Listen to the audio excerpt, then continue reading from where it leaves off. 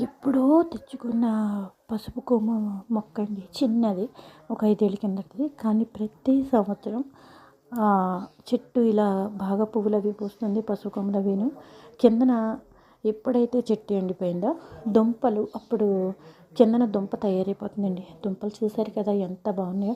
మొత్తం నల్లరేగడి మట్టి లాంటిది వేశాను. ఇవన్నీ డివైడ్ చేసి తీసుకుంటే ఎలా లేదన్నా ఒక కేజీ దుంపలైతే వస్తాయి. ఇంకా తవ్వడానికి కొంచెం వాటర్ పోసి గట్టిగా ఉన్నది తీస్తాను. ప్రస్తుతానికైతే మీకు ఈ వీడియో అయితే చూపిస్తున్నాను. మన ఇంట్లో పెంచుకున్న పసుపు కొమ్ముల మొక్క ఎంత పచ్చగా ఉందో చూడండి ఒక్కసారి. మాది ఒరిజినల్ది అనమాట. ఎండి కొద్దీ కొంచెం ఛాయ్ తగ్గుతూ ఉంటుంది. ఇవి ఇలా శుభ్రంగా నూరేటప్పుడు పసుపు కొమ్ములు మనం కూరలో వేసుకునేటప్పుడు అల్లం ఎలా టీలో వేసుకుంటామో అలాగే కచ్చబిచ్చగా తొక్కేసుకుని వేసుకుంటే కూర పర్ఫెక్ట్ కలర్ అండి. ఒరిజినల్ కలర్లో ఉంటుందన్నమాట కూర. నెక్స్ట్ పింపుల్స్ వచ్చినప్పుడు ఎవరైనా సరే లేడీస్కి పింపుల్స్ వస్తూ ఉంటాయి. డేట్ వచ్చినప్పుడు అవి కొంచెం తగ్గడానికి టైం తీసుకుంటుంది. అవి కొంచెం ఇలా సాన పెట్టే దాని మీద అరగ తీసేసుకొని ఆ పింపుల్ వచ్చే చోట ఈ పచ్చి పసుపు కొమ్ము పెట్టుకున్నాం అనుకోండి, గంధం అరగ తీసినట్టు ఇట్టే తగ్గిపోతుందండి. ఇవి చిన్న టిప్ అనమాట. చాలా బాగుంటుంది. అందరూ పసుపు పసుపు నల్లగా అయిపోతుంది అంటారు. అది ఈ పచ్చి పసుపు కొమ్ముకి అవ్వదండి. చాలా బాగుంటుంది.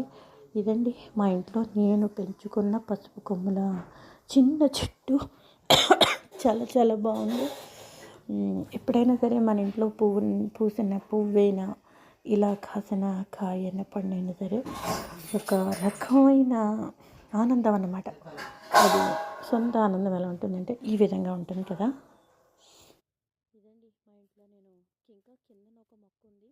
ఇప్పుడు ప్రస్తుతానికైతే మీకు ఈ పైన ఒక్కటే చూపిస్తున్నాను. ఎప్పుడో వేసానండి. ఒక 3 ఏళ్ళు 4 ఏళ్ళు కిందట వేసిన మొక్క ఇది. ప్రతి సంవత్సరం వస్తుంది. టబ్బు కూడా ఇరిగిపోయింది, మళ్ళీ మార్చుకోవాలి.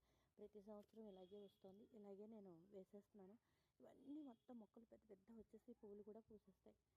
ప్రస్తుతానికైతే నేను ఇవే తీసాను. ఇదంతా కూడా మొత్తం దుంప ఉంది లోపలంతా కూడాను.